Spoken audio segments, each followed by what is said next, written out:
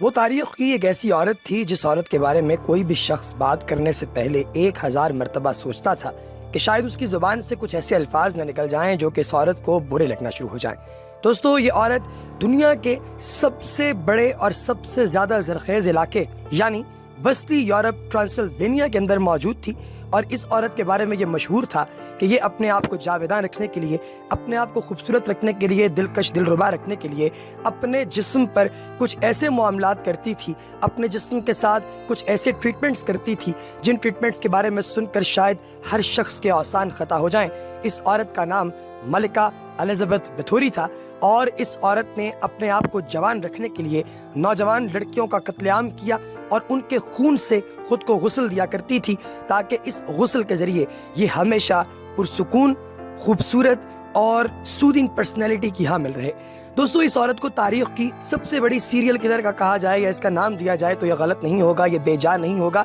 یہ بالکل درست بات ہوگی، کیونکہ تاریخ کی سب سے بڑی اور تاریخ کی سب سے بری عورت کو ہونے کا اعزاز اسی عورت کے سر جاتا ہے، کیونکہ اس نے اپنی پوری زندگی کے اندر کبھی کوئی ایسا کام نہیں کیا تھا جس کام کے ذریعے کوئی یہ کہہ سکے کہ اس عورت کو کوئی کسی قسم کا جو ہے وہ پلس پوائنٹ دیا جائے گا، کیونکہ اس عورت نے اپنی تاریخ، اپنی زندگی کے اندر جتنے بھی معاملات کیے، جو کچھ بھی کیا، جو کچھ پایا، جو کچھ کھویا، ہر چیز اتنی زیادہ ڈارک ہے، اتنی کالی اور اتنی تنگ نظر ہے کہ اس کے بارے میں سوچ کر بھی انسان ایک منٹ کے لیے ششدر رہ جاتا ہے کہ آخر کوئی شخص اپنی زندگی میں اتنا گنہگار کیسے ہو سکتا ہے۔ ملکہ الزبتھ بتھوری کب پیدا ہوئی؟ کون سے ایسے رجحانات تھے جنہوں نے اسے مجبور کیا کہ یہ اس طرح کے صریح قدم اٹھائے، اور اس نے کس کس ظلم کی داغ تھی جس کے بہن بھائی حتیٰ کہ جتنے بھی اس کے گھر کے لوگ تھے وہ سارے کے سارے بہت ہی زیادہ آسودہ، بہت ہی زیادہ امیر کبیر اور اپنے علاقے کے رئیس مانے جاتے تھے۔ ٹرانسلوینیا شہر کے دارالحکومت میں ان لوگوں کا ایک بہت بڑا محل تھا، اور اس کا باپ اپنے دور کا ایک انتہائی سنگ دل سردار تصور کیا جاتا تھا۔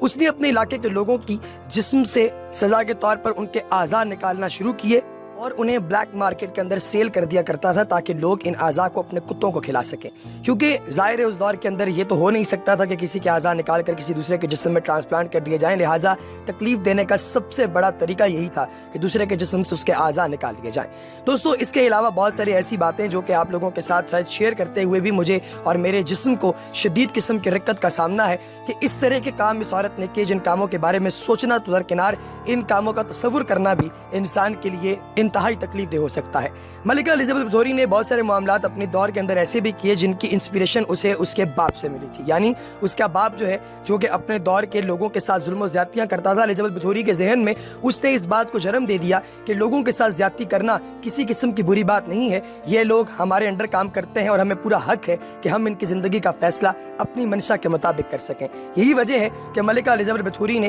اپنے دور کے تمام لوگوں کے ساتھ وہ ظلم و زیادتیاں کی کہ لوگ اس کے بارے میں سن کر بھی پریشان ہو جاتے ہیں۔ یہ ملکہ جب چھوٹی تھی تو اس نے سب سے پہلی مرتبہ ایک مباشرت کی جو کہ ایک کسان کے ساتھ تھی، اور اس کسان کے بیٹے کے ساتھ مباشرت کرنے کے بعد یہ حاملہ ہو گئی۔ حاملہ ہونے کے بعد صرف تو بچہ گرایا نہیں بلکہ اپنے بچے کو جنم دیا، اور پیدائش کے بعد یہ بچہ اسی کسان کے سپرد کر کے اسے کہا کہ دوبارہ وہ یا بچہ اسے کبھی اپنا منہ نہ دکھائے۔ اس کے بعد اس نے اس وقت کے ایک بلیک پرنس جو کہ اس کی بالکل ساتھ والی سلطنت کا شہزادہ تھا، اس کے ساتھ شادی رچائی، اور اس شادی کے بعد ملکہ الزبتھ بتھوری کی جو طاقت ہے وہ مزید سٹرونگ ہونا شروع ہو گئی۔ یہ اپنے باپ اور اپنے بہنوئی اور اپنے تمام لوگوں سے دور چلی گئی، اور اس کے بعد اپنے علاقے کے اندر اس عورت نے وہ طوفان بدتمیزی برپا کیا کہ ہر آنے جانے والے شخص کے ساتھ یہ شدید قسم کی بری اور انتہائی ظلم و زیادتیوں کے مرتکب ہوتی تھی۔ اس نے اپنے دور کے اندر اپنے علاقے میں آنے والے ہر سفیر، ہر سیاح اور ہر شہزادے کی گردن اتار دی، اور لوگ ڈر کے مارے اس عورت کے بارے میں ایک لفظ بھی اپنی زبان سے نہیں نکالتے تھے۔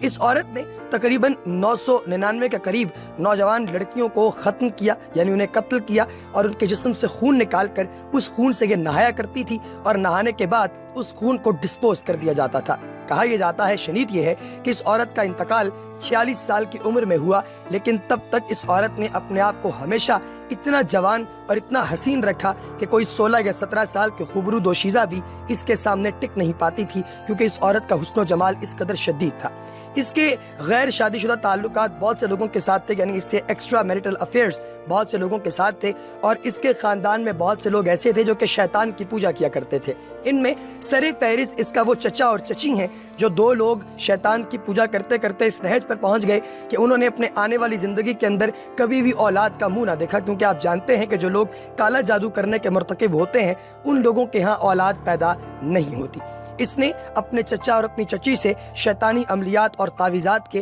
مختلف نالج جو ہیں وہ حاصل کیے، اور انہی علوم کی بنیاد پر اس عورت نے بہت سے لڑکوں کو، بہت سے مردوں کو رام کرنے کی طاقت بھی حاصل کر لی۔ اپنے خاوند کے ساتھ اس کی مباشرت بہت کم ہوا کرتی تھی، کیونکہ اس کے خاوند کے ساتھ اس کا تعلق بہت ہی کم تھا۔ خاوند کبھی کبھار گھر آیا کرتا تھا، زیادہ تر وقت یہ اکیلی اس گھر میں رہتی تھی، اور اس اکیلے گھر کے اندر یہ عورت اپنی مرضی اور اپنی منشا کے مطابق جیسا چاہتی ویسا رد عمل کرتی، اور اس کو کسی قسم کا کوئی خوف، کوئی ڈر کسی سے بھی نہیں تھا۔ یہی اس کی زندگی کی ایک بہت بڑی طاقت تھی جس نے ملکہ الزبتھ بتھوری کو آخری دم تک سہارا دیا، اور اس عورت نے کبھی کسی شخص سے کوئی سہارا طلب نہیں کیا ماں سوائے ان مردوں اور ان جانوروں کے جس کے ساتھ یہ ہم بستری کیا کرتی تھی۔ دوستو، ملکہ الزبتھ بتھوری نے صرف مردوں کے ساتھ ہی نہیں بلکہ عورتوں کے ساتھ ہم بستری کرنے کا معاملہ بھی شروع کیا۔ ایک وقت ایسا آیا جب اس کے گھر کے اندر ایک کنیز کام کیا کرتی تھی جو کہ بہت خوبصورت تھی، بڑی خوبرو تھی، جس کا جسم بڑا بھاری بھرکم تھا اور کافی بھرا بھرا ہوا تھا۔ اس نے اس عورت کو اپنے ساتھ لیا، اور اس عورت کے ساتھ یہ ہر اس جگہ پر جاتی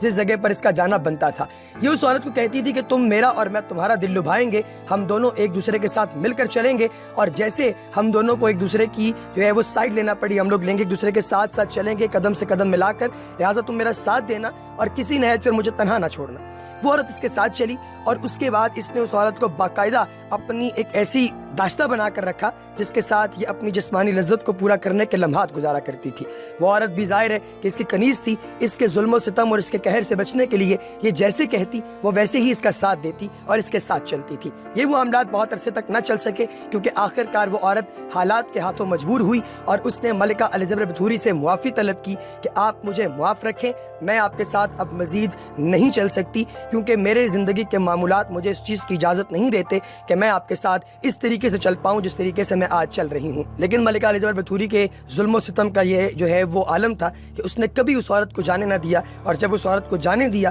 اس وقت اس کی جسمانی صورتحال اس قدر لاغر ہو چکی تھی کہ اس کی طرف کوئی دیکھتا تو ایک لمحے کے لیے ڈر جاتا۔ دوستوں، ملکہ الزبتھ بتھوری کا جو خاوند تھا وہ اور یہ دونوں مل کر اپنی سلطنت کے اندر سے صدقے کے طور پر بہت سے لوگوں کا ہر پورے چاند کی رات میں، یعنی جو پورا مشی کی جو رات ہوتی ہے اس رات میں ان لوگوں کی بلی دیا کرتے تھے، اور پھر اس کا خون بہا کر مختلف قسم کے شیطانی ریچولز کیا کرتے تھے۔ ان ریچولز کے ذریعے ان لوگوں نے بہت ہی پہنچ حاصل کی، اور بہت سے لوگوں کو رام کرنے کا طریقہ بھی ان کے پاس آ چکا تھا۔ ان لوگوں کو ساری زندگی کسی چیز سے نہ کوئی خوف نہ کوئی ڈر رہا، کیونکہ یہ جس جگہ چاہتے تھے، جیسے چاہتے تھے اور جو چاہتے تھے وہ حاصل کرنے پر پوری دسترس رکھتے تھے۔ دوستو، ملکہ الزبتھ بتھوری کی زندگی کا ایک بہت بڑا اور مسئلہ یہ بھی تھا کہ اس عورت کو یہ علم نہیں تھا کہ آخر اس کا جو کل ہے وہ کیسا گزرے گا۔ یہ اپنے آج کو اتنا انجوائے کرتی تھی کہ روزانہ کی بنیاد پر شراب اور شباب کی محفلیں سجایا کرتی اور اپنے خاوند کو اپنے ساتھ بٹھایا کرتی۔ اس عورت نے ٹرانسلوینیا شہر سے باہر نکل کر اپنی سلطنت ایکسپینڈ کرنے کے بارے میں سوچا، اور اپنے سپہ سالار کو یہ کہا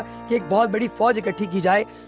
اس فوج کی پوری ذمہ داری اس نے اپنے سپہ سالار کو بخشی، اور اسے کہا کہ وہ سلطنت میں جہاں تک جانا چاہتا ہے وہاں تک جائے، اور جتنے لوگوں کو گرفتار کر کے لانا چاہتا ہے گرفتار کر کے لائے۔ مجھے رات تک ریزلٹس چاہیے، میں یہ چاہتی ہوں کہ اس پوری سلطنت کے اوپر صرف ایک ہی بندے کے نام کا ڈنکا بجے، اور وہ نام میرا ہوگا۔ میرے علاوہ اس سلطنت میں کسی کا کوئی نام نہیں ہونا چاہیے۔ لہٰذا اس نے اپنے بھائیوں کے، اپنے باپ کے، اپنے بہنوئی کے اور اپنے چچا کے تمام سلطنتوں پر قبضہ جمانے کی کوشش کی، اور اس میں سے یہ کافی حد تک کامیاب بھی ہوئی، لیکن اسی دوران اس کو شکست ہوئی۔ الٹیمیٹلی اسے اور اس کے خاوند دونوں کو ایک ایسے قید خانے میں مقید کیا گیا جس قید خانے سے باہر نکلنا ان کے لیے بالکل بھی ممکن نہیں تھا۔ اس قید خانے کے اندر انہیں بھوک اور پیاس کی دقت اور تکلیف دے کر قتل کر دیا گیا، اور اس کے بعد ان کی زندگی میں صرف اور صرف اندھیرا تھا۔ دوستو، یہ کہانیاں ہمیں بتاتی ہیں کہ جب بھی انسان اپنے آپ کو خدا سمجھتا ہے یا اپنے آپ کو وحدہ لا شریک سمجھنے کی نعوذ باللہ کوشش کرتا ہے تو وہ ہمیشہ ذلت اور خواری کا سامنا کرتا ہے۔